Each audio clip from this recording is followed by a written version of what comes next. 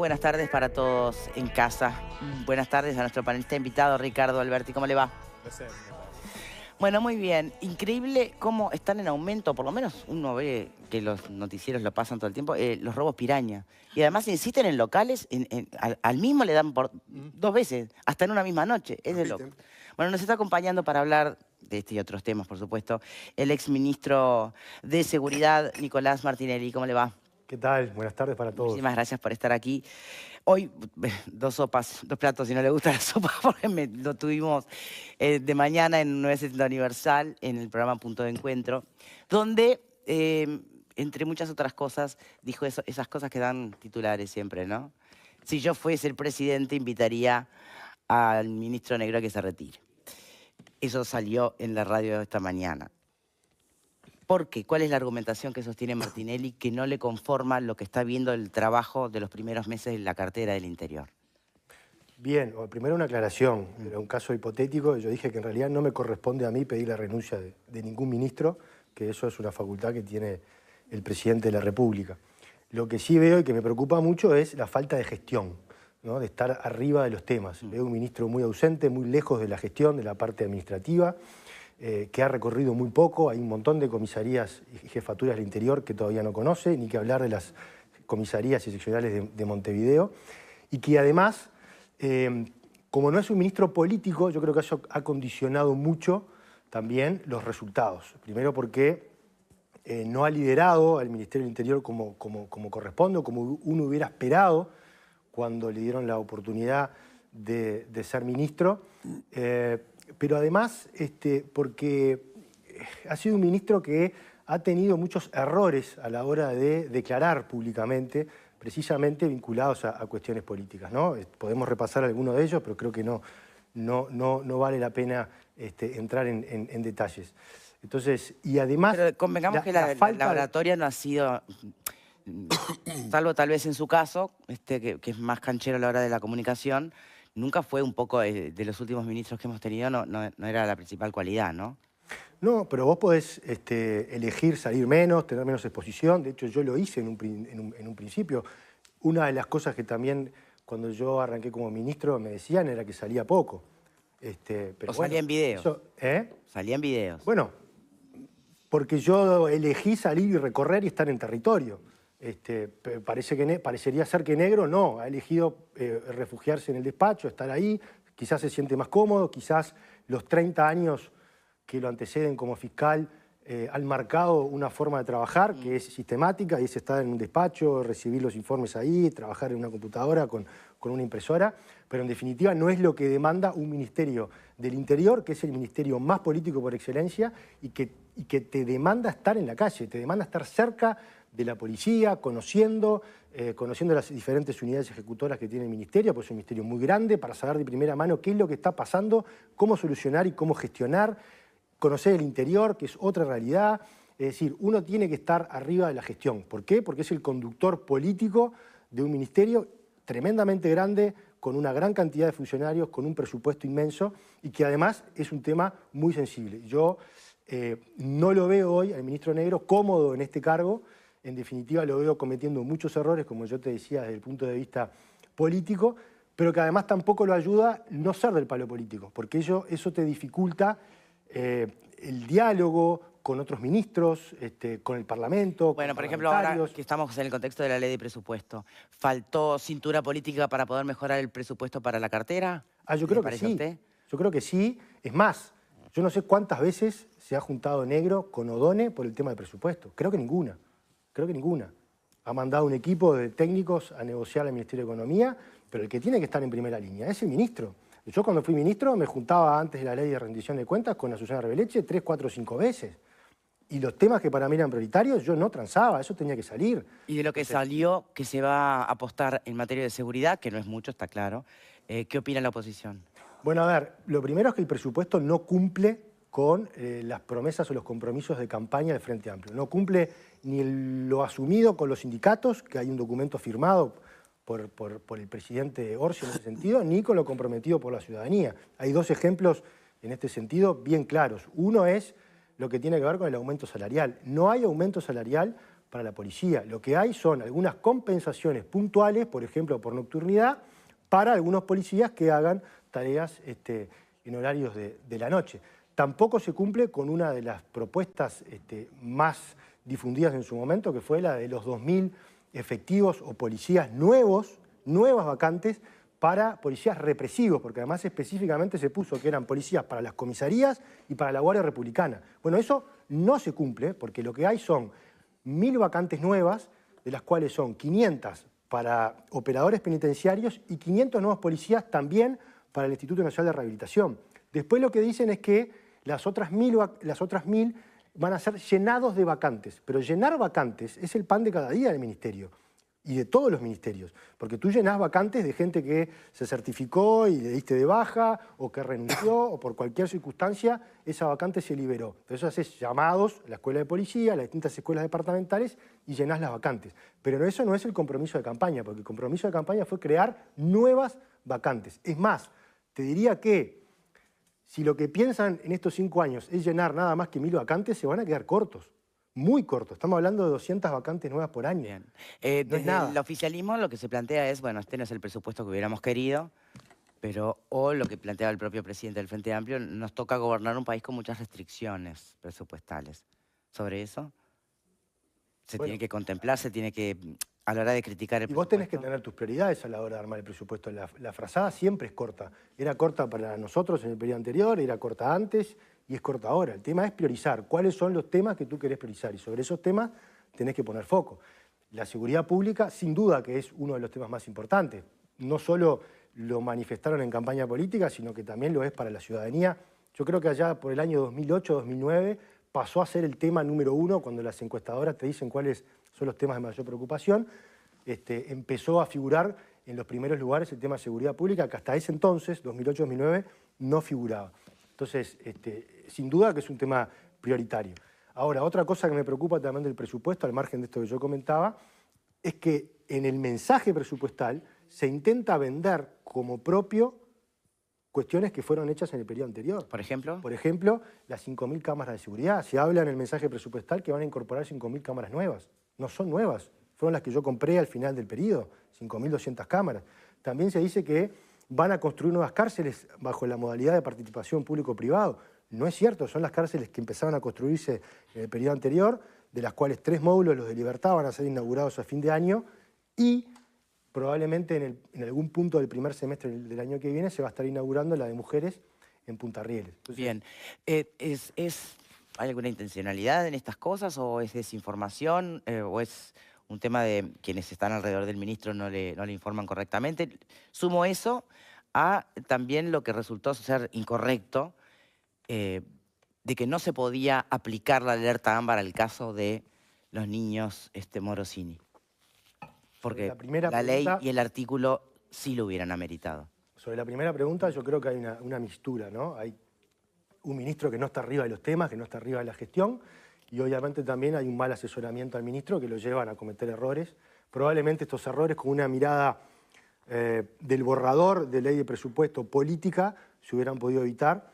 Y bueno, ahí siempre va a quedar la duda de si hay cierta malicia para hacerlo adrede o en definitiva son errores políticos por no prestar atención. Segunda pregunta. Lo de la alerta ámbar. Alerta ámbar, sí. A ver, Si me permite, para poner en contexto, recuerdan que tras la tragedia se debatió mucho si habría podido cambiar en algo la famosa alerta ámbar, ¿no? Que se había votado en el 24, ¿no? Sí. Esas cosas son contrafácticas, tal vez sí, tal vez no. Es como, bueno, si hubiera habido otra posibilidad de respuesta de fiscalía o de justicia, capaz que sí, capaz que no. Pero lo que no puede trascender es desinformación en cuanto a para qué sirve y cuándo hay que usarla. Por lo menos en eso no podemos equivocarnos, tenemos que estar alineados todos, supongo. Y hubo un desencuentro. Según el Ministerio del Interior, no aplicaría la alerta seguramente porque no habla... no está previsto el caso de sustracción, que es lo que entiende pasó con estos niños, fueron sustraídos por el padre. Bueno, pero uno después va a la ley, mira el artículo 6, el literal A, y la palabra sustracción está prevista, es uno de los casos. Entonces, es desinformación. Digo, ¿qué tan seriamente se está manejando estos temas? Bueno, la primera reacción del Ministerio cuando sucede el caso y la prensa llama al Ministerio para informarse es: no se puede aplicar porque la ley no está reglamentada. Falso. La ley estaba reglamentada, está la ley del septiembre, creo, del 2024, y está el decreto reglamentario, decreto 78 del 2025 de febrero. Pero además, yo como ministro firmé algunos protocolos también que vienen a robustecer este sistema. Uno fue con Fiscalía para aceitar el proceso de funcionamiento y otro fue con Meta, que es la empresa tecnológica dueña de WhatsApp, de Facebook y de Instagram, la plataforma. Entonces, un lado por eso. Cuando el Ministerio se da cuenta del error, de que sí, que efectivamente la ley estaba reglamentada, ahí cambian el discurso. Y ahí lo que dicen es, bueno, en realidad no corresponde aplicar la alerta Amber para este caso puntual. Es más, el ministro Negro, compareció ayer al Parlamento y le preguntaron, el senador Ojeda le pregunta por este tema y él dice que no corresponde, un poco por lo que tú decías, porque este era un caso de sustracción y la ley no contemplaba eso. Ahora, si tú vas a la ley, artículo 6, como tú bien mencionabas, la ley explícitamente habla de los casos de sustracción, de secuestro y a su vez enumera otros casos donde sí aplica la ley. Pero además, en el protocolo firmado con Fiscalía, que yo no digo que el Ministerio o la parte de comunicación tenga que conocerlo, pero el ministro sí debería conocerlo, sobre todo si vas a ir a hablar de estos temas tan delicados. También se habla específicamente del tema de secuestro, del tema de la privación de libertad, y que además aplica específicamente para los casos de cuando existe violencia intrafamiliar, violencia de género o estas situaciones que se habían dado en el entorno de esta familia. Por lo tanto, creo que el ministro ayer en el Senado faltó a la verdad cuando dijo que no correspondía la aplicación de esta ley. Eso es muy grave. Analizaremos luego con la bancada de senadores de mi partido cuáles son las medidas que vamos a tomar en las próximas horas o en los próximos días con respecto a esto. Pero, en definitiva, la alerta Amber está reglamentada, tiene sus protocolos y correspondía su aplicación en el caso puntual de la tragedia que sucedió hace días atrás. Bien, sobre presupuesto, sobre los primeros meses de gestión, sobre lo que quieran. Panelistas, los escucho. Pepe. Sí, yo me fijé en el INPO y la alerta Amber está reglamentada el 28 de febrero de este año. Fue votada en el 2024. Me parece una herramienta importante a tener en cuenta en este tipo de casos. Me pasó lo mismo también, tenía mis dudas con respecto a si aplicaba o no. Y bueno, por lo que uno puede llegar a leer en ese Sí, está artículo clarísimo. que vos mencionabas, claramente aplica. Después está todo lo otro que vos mencionabas que es contrafáctico, y es cierto, hoy el diario El Observador dice que la denuncia de la madre entre que la realiza, los niños son sustraídos y que el auto ingresa, lamentablemente, a esa escena dantesca, pasó un poco más de 1 hora y media. O sea que difícilmente todas las herramientas que se podían llegar a aplicar en este caso, pero bueno, estamos hablando puntualmente de este caso, puede servir para un montón de otros casos. Así que me parece que sí. Y te quería preguntar, Nicolás, porque es cierto que cuando se plantea la pregunta abierta en materia de encuestas, la gente responde espontáneamente que el tema de la seguridad es el más importante para la vida cotidiana de los uruguayos. Más allá de lo presupuestal, ¿por dónde pasa hoy el combate a la inseguridad? Digo, más allá de lo presupuestal, que sé que es importante, que tiene que estar, que implica desde compra de cámaras, tecnología, drones, todo lo que hoy pueden ser herramientas fundamentales para el combate a la delincuencia. Bien, presencia policial. Es una de las cosas que incluso los estudios académicos comparados en otros países es lo que te dice que funciona. Tenés que tener presencia policial en las calles, en los barrios, por eso nosotros en el periodo anterior habíamos iniciado estos operativos de intervención, ¿no?, que pacificaban, digamos, esas zonas donde había conflicto. Dio resultado en Villa Española, ustedes ahora hace tiempo que no escuchan hablar de Villa Española, dio resultado en la Cruz de Carrasco, Marconi también. Sí había un foco puntual en el Cerro que lo estábamos trabajando. Bueno, no sé ahora cuál es el camino que ha tomado el ministro en ese sentido, pero la presencia funciona. Y el liderazgo, es muy importante el liderazgo político. Si la policía, si la tropa, por así decirlo, entiende que el ministro no está, que el ministro no respalda, que el ministro cuando lo saluda con los lentes negros puestos, no los mira a los ojos, entonces eso permea para abajo. Y obviamente genera un desgano en toda la policía a la hora de tener que trabajar. Pero eso no es subestimar un poco a la policía también, porque una cosa es que uno no se lleve bien con el jefe y otra cosa es que por eso uno haga mal el trabajo. Vos podés amar tu trabajo, pero si no estás cómodo trabajando, o tenés otras dificultades, o tu jefe, no te llevas bien con tu jefe, o tenés situaciones de acoso, lo que sea, y obviamente que no vas a ir a trabajar muy contento, por más que ames tu trabajo. Entonces yo creo que es una combinación de un montón de factores. Yo creo que el liderazgo en un ministerio donde el mando es vertical es muy importante, porque vos tenés que ser muy claro en las órdenes que das, cómo las das y las señales que das. Y ahí volvemos al principio, un ministro que se ha equivocado muchas veces en sus declaraciones de tipo político ha dado señales muy equivocadas. Decir que la lucha contra el narcotráfico está perdida para la tropa es desmoralizante. ¿Para qué yo estoy arriesgando mi vida en una lucha que el ministro, que es mi jefe, me está diciendo que está perdida? Entonces, por eso hay que tener mucho cuidado con eso. Y quería complementarte algo más que tú dijiste, porque es cierto que todo esto es contrafáctico y que con el diario del lunes nos vamos enterando cosas que pasaron y vos decís, bueno, aún aplicando la ley o no hubiera cambiado nada. Es cierto, no lo sabemos, pero hay un montón de elementos que se van sumando. Yo hoy comentaba uno en la radio, que también el Ministerio tiene atrasado la firma de un convenio con Transporte que le hubiera permitido obtener en tiempo real las cámaras de los peajes, de los arcos y de las balanzas. Si ese hubiera estado firmado, nosotros, o el Ministerio, podría haber accedido en tiempo real cuando la persona pasa por un peaje, por una cámara. No podemos decir si el desenlace hubiera sido otro, porque es contrafáctico. Pero son estas cuestiones que eventualmente podrían haber ayudado. Eleonora. Vos, dos cosas. ¿Vos ves un tema de liderazgo solamente de Negro o un tema estratégico del Ministerio del Interior en general en toda su política estrategia que piensa aplicar y lo que ha mostrado o vislumbrado del camino que está tomando? Eso por un lado. Y por otro lado, esto es una opinión más que una pregunta, independientemente de los contrafácticos y de qué podría haber pasado o no, cuando existen herramientas hay que aplicarlas todas y eso creo que no hay punto de discusión. No importa si hubiese sido mejor, lo que sea. Lo que importa es que existe la herramienta y esa herramienta hay que aplicarla y es inadmisible que haya errores de entendimiento de una ley, de un decreto que están firmados. Me parece que esa parte es absolutamente inadmisible. Bien. Valeria. Ahora, ¿Querés contestar? Sí. Te contesto la primera, porque la segunda fue una reflexión. Yo creo que sí, que hay un problema de liderazgo muy importante, que eso permea en la gestión diaria del Ministerio. El Ministerio está paralizado. Hablás con cualquier persona en cualquier unidad ejecutora del Ministerio y lo que te dicen coincidentemente es está todo quieto. Nada sale, nada se mueve. Y eso es porque hay un ministro que no está en la gestión del día a día. No está.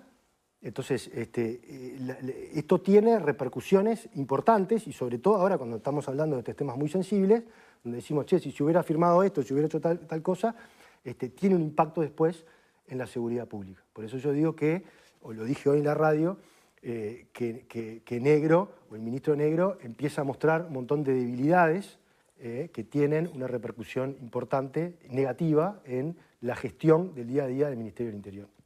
Bien, Valeria. Nosotros hace poquito estuvimos tratando el tema Ministerio del Interior, sobre todo porque notábamos un ministro que permanentemente buscaba el salir en la prensa a anunciar cosas, ¿no? Anunciar herramientas o... yo no sé si fue la semana pasada o la otra anterior que estuvimos charlando esto mismo acá en el programa. Yo decía que una necesidad del ministro de lanzar cosas que ya existen o que ya se venían aplicando. Tanto él como la subsecretaria, cuando planteó el tema de las metas, de los cumplimientos de gestión, lo que tiene que ver con la tecnología, los drones, todo lo que van anunciando son cosas que ya existían, que ya se aplicaban y que buenísimos y permanecen porque son buenas, pero la realidad es que veíamos que hay como una necesidad permanente de estar en la prensa, ¿no? Y el otro día escuchaba al ministro en esto de esta necesidad que está teniendo el Frente Amplio de salir a explicar su presupuesto, que está yendo a reuniones barriales y departamentales, y que él planteaba que no se podía quejar porque tenía en el entorno del 15% del presupuesto iba a ir para seguridad. Y una de las cosas que planteaba como muy positivas era este cambio que van a instalar, que te quiero preguntar qué te parece, que tiene que ver con el hecho de que no te van a atender más policías en las seccionales, sino que van a ser becarios.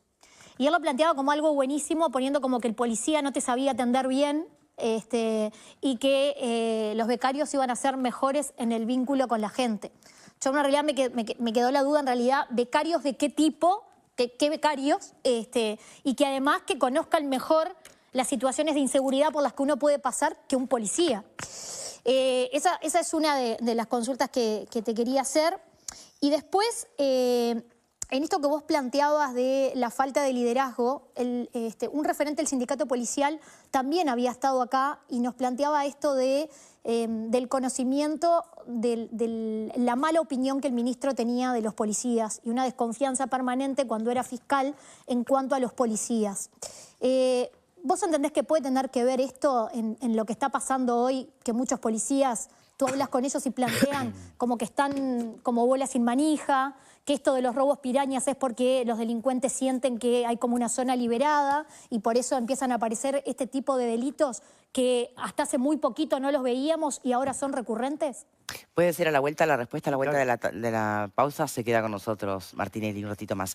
Te presentamos Genlif, el colágeno para la piel listo para tomar de Gramón Vago. Genlif demostró resultados visibles de entre 8 a 12 semanas. Bien, en el bloque anterior era Valeria, ¿no?, que planteaba algunas interrogantes y le pedimos al exministro si podía contestarlas ahora. Entonces, Martinelli. Bien. Sí, eran dos preguntas. Una vinculada a los becarios. A ver, lo primero, yo creo que la policía está capacitada para recibir denuncias, no hay que subestimar. De hecho, lo vienen haciendo hace muchísimos años. Y hay policías muy preparados, incluso hay policías profesionales, abogados, psicólogos, que trabajan como policía porque es su vocación, pero que en definitiva están preparados. Ahora, si vos me decís como un complemento, a mí me parece bien. Se hizo hace unos años atrás, en el periodo Bonomi, y no me parece mal que de alguna forma hoy las comisarías se robustezcan o reciban ayuda de parte de becarios. Puede ser algo interesante, no me opongo a eso. De hecho, creo que hasta lo podría apoyar. Y la otra pregunta que me hacías es cierto que Negro entra con una imagen de un ministro antipolicía, porque él de alguna forma procesó, formalizó a varios policías, entonces dentro de la fuerza policial estaba esa imagen.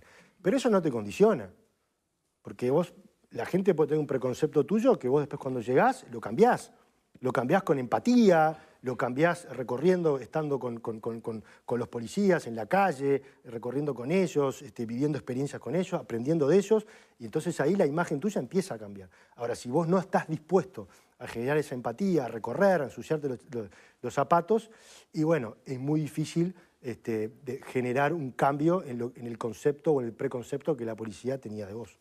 ¿Y esto de relanzar permanentemente lo que ya existía? Bueno, es un poco lo que yo decía. Porque ya vi que vos lo has marcado. Yo decía al principio, lo manifesté con la ley de presupuesto, que hay 2 o 3 cosas que las anuncian como novedades, pero en realidad se hicieron en el periodo anterior.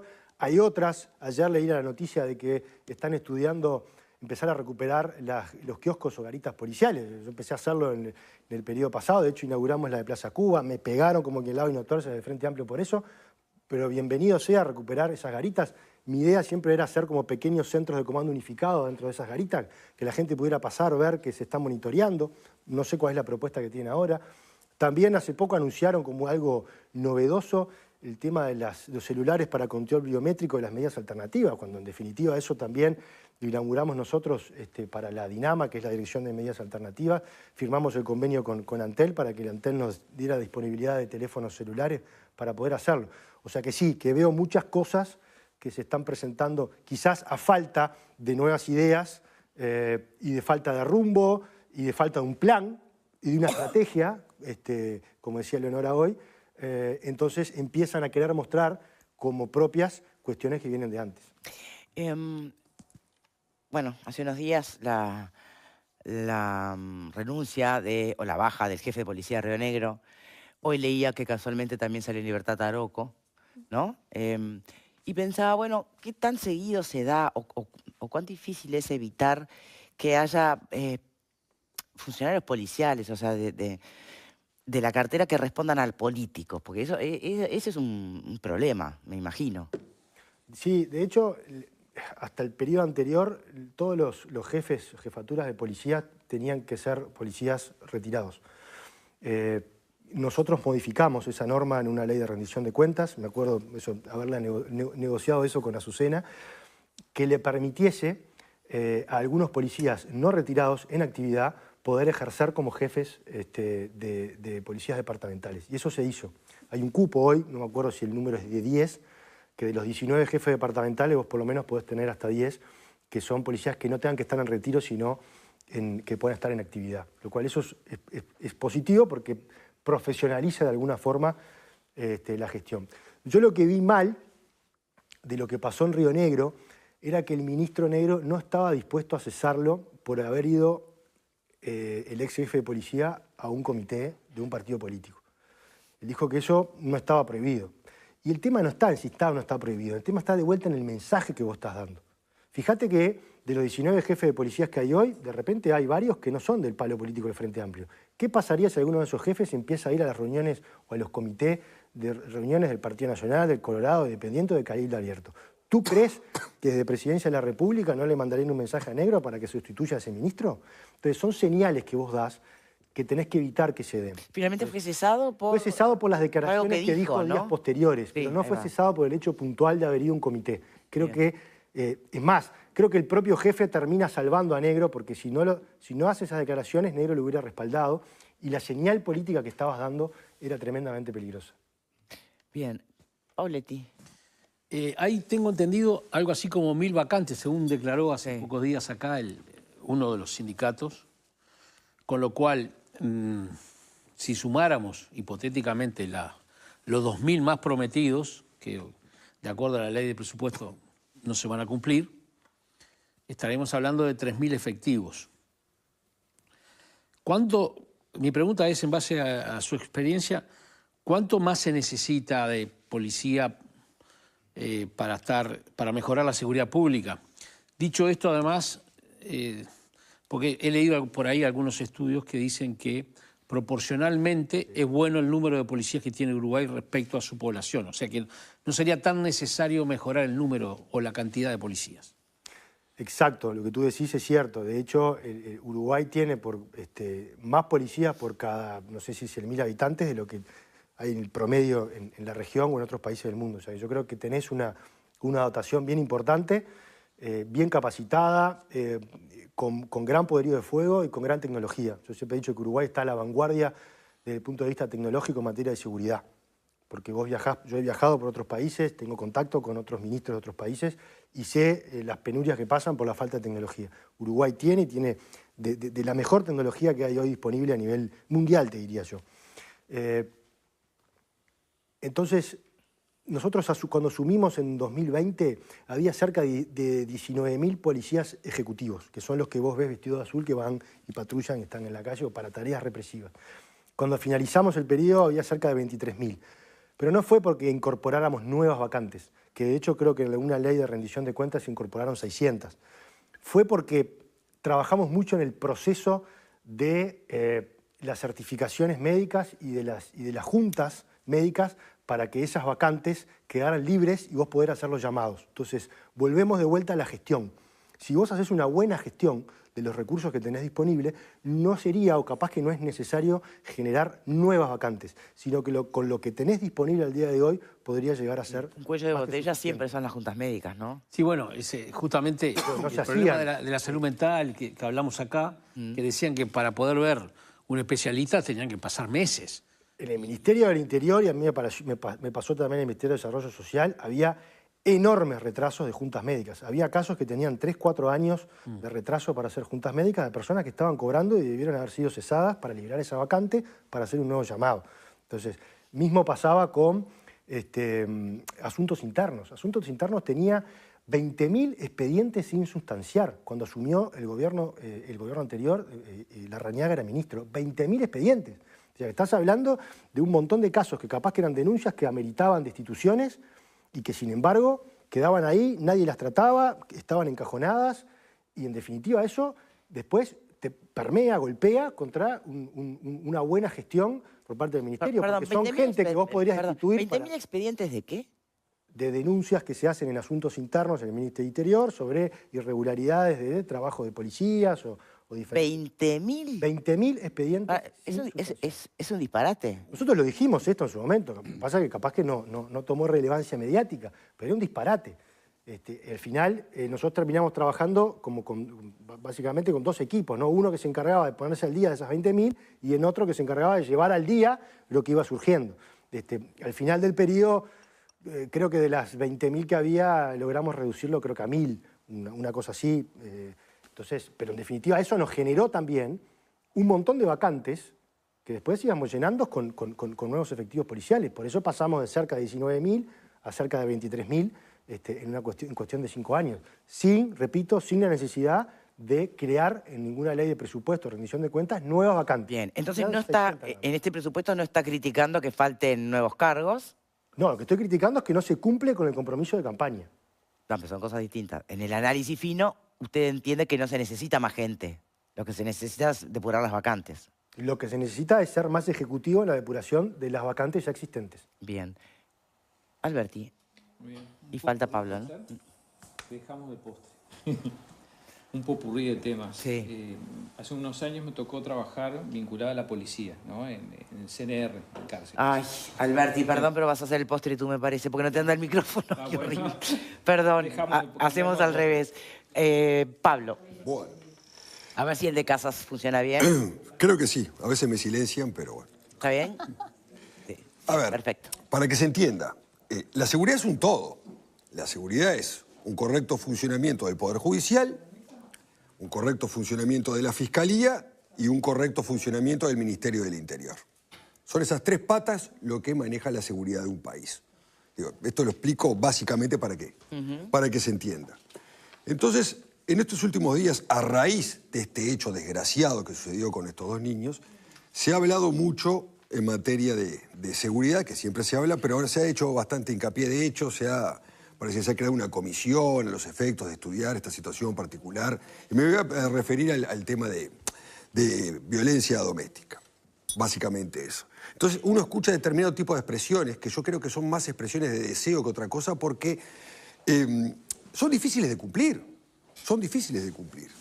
Y después, por otro lado, escucha, como escuché al secretario de la Presidencia, en una suerte de echarle responsabilidad al Poder Judicial porque lamentablemente no se le instaló una tobillera a este hombre y entonces, porque eso tendría que instalar el Poder Judicial, porque las tobilleras existen y demás. Pero son expresiones de deseo, porque yo, para poder tener en materia de seguridad un funcionamiento y un desempeño correcto, yo necesito determinado tipo de recursos. Y esos tipos de recursos los tiene que dar el Poder Ejecutivo, bien digo. Entonces, cuando uno ve determinado tipo de expresiones de deseo, de mejorar en este caso en particular, porque de seguridad podríamos hablar 5 programas, en este caso en particular, de la violencia de género y demás, cuando el Poder Ejecutivo, que son esos mismos los que de pronto dicen que es el Poder Judicial el que no aplicó lo que debería haber aplicado y demás, no se le dan los recursos. Y entonces, ¿cómo se va a aplicar? Sin ir más lejos, yo lo comenté los otros días. Sí, pero si es un tema de valoración y no de falta de tobillera, es otra historia. Esto no es un tema de... No. Porque una cosa es que te falte la tobillera y otra cosa es que lo que falle sea la valoración de riesgo. No es así. Porque para valorar hay personas que se dedican a valorarlo. ¿Están formadas como corresponde? No hay. Ah, está. No hay. Está. No hay gente suficiente para hacer esa valoración. Entonces, cuando vos me decís, para aplicar una tobillera tengo que hacer una valoración de riesgo, perfecto. Pero cuando a vos se te exige o se te pide, como en el caso que pidió la Fiscalía, en este punto en particular, 15 técnicos para la unidad de víctimas, y no te dan el presupuesto, no estoy dando el presupuesto para que hagan valoraciones en forma correcta y rápida, porque hay una falencia allí. Y cuando a vos se te pide, perfecto, la creación de 24 juzgados de violencia especializada, hablando en este punto en particular, y el presupuesto solo para 4, no te dan los recursos. O sea, ¿de qué estamos hablando? O cuando te piden 10 fiscales más, 10 fiscalías más, para que sea en única materia, para también atender estos casos, y no te dan los recursos para crearlo, ¿de qué estamos hablando? Porque podemos hablar y decir y crear comisiones multidisciplinarias, etcétera, etcétera. Pero no funciona porque los recursos no están para que funcionen. Entonces, termina siendo una expresión de deseo, porque de intenciones está el mundo lleno, pero las intenciones se demuestran con hechos. Porque yo puedo tener la intención de hacer tal o cual cosa, pero si no tengo la herramienta para hacerla, en definitiva, queda en letra muerta. Y es lo que vemos en el presupuesto, es un razonamiento objetivo este. No hay otra discusión. Podrá decirme, mejoremos los recursos que tenemos, que la frazada, la manta o el acolchado es corto, chiquito y no me abriga. Pero en realidad hay prioridades. Y si la prioridad, como bien decimos siempre, es en la materia de seguridad, y en seguridad no damos los recursos que tenemos que tener, o por lo menos parte de los recursos, es muy difícil. Es muy difícil. Y lamentablemente este presupuesto refleja eso. Hay muchas intenciones, pero en concreto quedan en intenciones. ¿Está de acuerdo Martinelli con la mesa que instaló Presidencia de la República con grupos feministas? No estoy al tanto de eso. ¿No? Ah, bien. Bueno, Alberti, ahora sí. ¿Veramos ahora? Sí. Bien. Probando. Ya probamos un popurrí de algunos temas. Yo les contaba al principio digo, que tuve la oportunidad hace unos años de trabajar vinculado a la policía en el CNR, ¿no? Y entiendo lo que decía Eleonora, lo que decías tú también, que el tema del liderazgo, ¿no?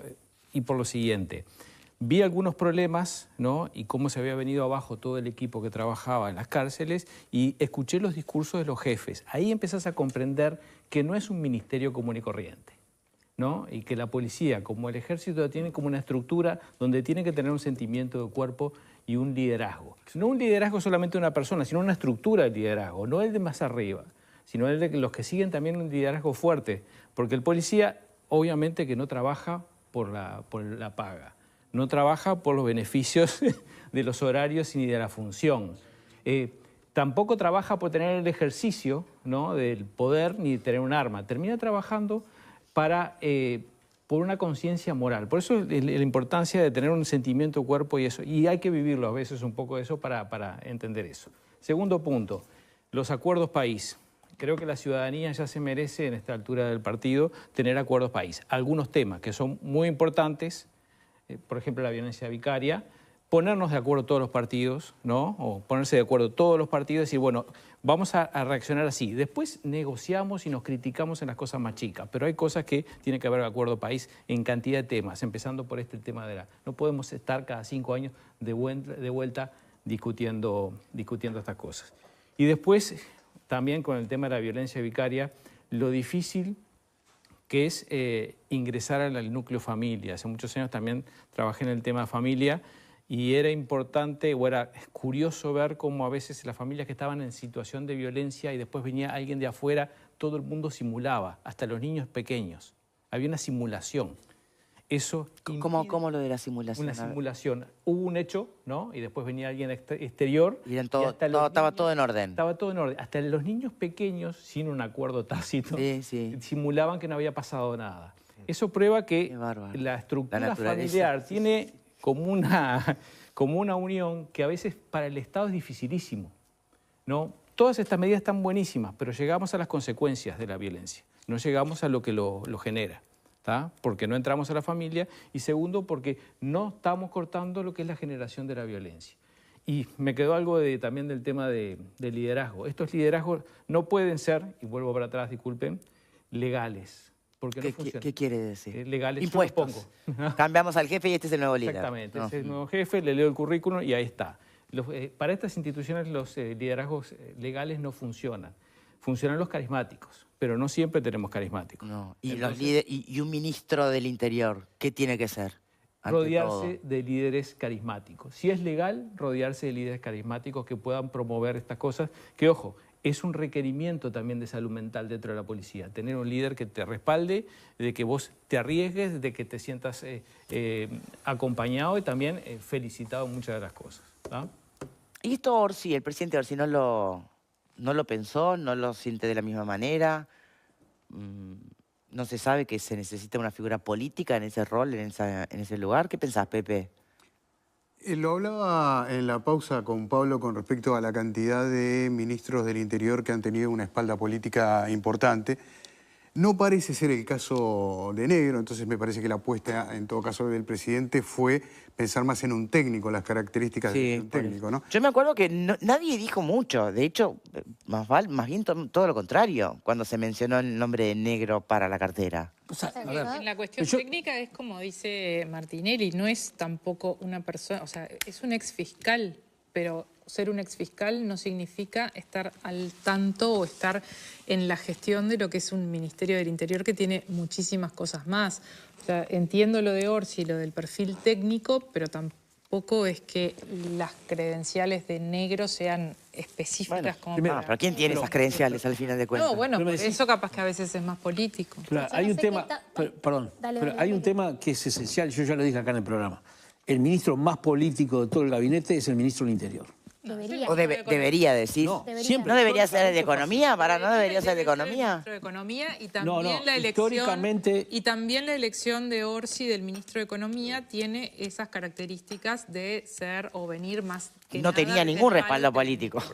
Pero no es un cargo técnico. A ver, Martinelli. El Ministerio del Interior es el Martinelli. Ministerio político. Perdón, de El nuevo. Ministerio del Interior es el Ministerio político. Claro. Por excelencia. Entre otras cosas, porque si mañana ministro de Economía y su secretario de Economía se van de viaje, el que hace las veces de ministro de Economía es el ministro de Interior. Sí. Si el canciller y el vicecanciller se van de viaje, quien queda de canciller es el ministro de Interior. Yo he tenido que firmar por ellos en las veces que estaban los dos ausentes. Pero además, cuando el Parlamento hace pedidos de informe, donde no se sabe dónde está claro o a dónde dirigirse, va al Ministerio del Interior, el Ministerio del Interior es el que distribuye. Por eso tiene, entre otras cosas, o siempre se ha dicho que es un ministerio esencialmente político. Yo creo un poco, lo que se decía recién, que Orsi apostó a bajar un poco el nivel de ministerio político y darle un rol más técnico. Pero evidentemente que en este ministerio la política te termina comiendo. Y si vos no tenés las capacidades políticas para negociar un presupuesto, para sentarte con el director de ASE o para sentarte con otros ministros, o tener el liderazgo para liderar una tropa de 33.000 funcionarios policiales, es donde empezás a tener fallas en la gestión que se empiezan a ver después en el día a día. Bien, nos estamos acercando al momento de despedirlo, Martinelli, pero entonces pregunto, desde el Partido Nacional, ¿cuál será el aporte en esta mesa a la que convocó de diálogo el Ejecutivo? ¿Qué en concreto, más allá de señalar la falta de cintura política del ministro, qué en concreto se puede aportar a esta mesa de diálogo? Lo primero es que nosotros vamos a aportar ideas puntuales, propuestas, temas puntuales, ¿no? Como se decía recién, porque me parece que es donde se puede avanzar. ¿Estamos de acuerdo con descentralizar el INR? ¿Sí o no? Es un tema puntual. Ahora, lo que no podemos es armarle el programa de gobierno al gobierno, porque eso es responsabilidad del gobierno. Ganaron diciendo que tenían un programa de gobierno, háganse cargo en materia de seguridad pública. Entonces, eso por un lado. Por otro, en la última reunión, que fue el viernes, nosotros llevamos una serie de propuestas, se fueron públicas, no voy a entrar en el detalle de cada una de ellas, vamos a seguir llevando propuestas, pero preocupa, primero, que el que nos invita a participar, que es el ministro de Interior, no participa. Parece que no le importa. Si le importara, debería estar ahí, en primera línea. Estaba en Soriano, ¿no? Justo. No estaba en Soriano porque... ¿Dónde estaba? ¿No estaba en Soriano? No. Lo de Soriano se supo a las 11 y el diálogo fue a las 9 de la mañana. Empezó a las 9 de la mañana. Pero tampoco participó en la reunión anterior, porque estuvo 5 minutos y se fue. Entonces, si vos, el tema sobre el que tenés que estar trabajando, porque es lo más importante, que es darle un plan de gobierno a un gobierno que no tiene, y tú no estás liderando y jerarquizando ese plan, y es una señal que no está buena. Pero además, ayer participó en un comité político de Frente Amplio y dijo algo así como que estaba harto de las críticas de la oposición con el diálogo de seguridad. Pero entonces, si me invitás a ir, no vas, y además estás harto, entonces, ¿qué es lo que pretendés? Parece que ahí vuelve a surgir esto de que ministro Negro no es un ministro político y que se equivoca y que en definitiva termina socavando la gestión del Ministerio del Interior. Bueno, muy bien. ¿Alguien le queda alguna otra cosa más? Si no, si quiere agregar alguna reflexión final. De mi parte. A mí me quedaba lo que vos planteabas de por qué Orsi puso a Negro. Yo creo que acá hay un actor que está quedando de lado y que fue fundamental en la designación, Estoy de acuerdo. que es Díaz. Al que habría que preguntarle, porque para mí el presidente de la República lo designa a partir de una solicitud de Díaz. Habría que esperar que Díaz alguna vez pueda venir al programa. Desapareció ahora, pero sobre este tema por lo menos, y aparte estaba planteado el Ministerio de Justicia, que ahora no está. Exacto. Y era un trabajo de Díaz, ministro de Justicia, con Negro, ministro del Interior. El tema es que ahora eso se desarmó, ¿no? Pero además había algunas competencias que estaba asumiendo concretamente la torre ejecutiva, concretamente Díaz, que tenían vínculo directo con el Ministerio del Interior. O sea, como que se quería instalar la cabeza de la conducción antilavado y demás en Torre Ejecutiva. Por eso, en definitiva, sale Negro, ¿de dónde? De la recomendación de Díaz, claramente. Porque ¿quién lo conoce a Negro? ¿Orsi? No, Orsi era intendente de Canelones. Muy bien. Martinelli, muchas gracias por habernos acompañado en este segmento del programa. Muchas gracias a ustedes por la invitación. Y ojalá, por el bien de todos, que esta mesa de diálogo en realidad sea fructífera, ¿no? Bien, antes de cambiar...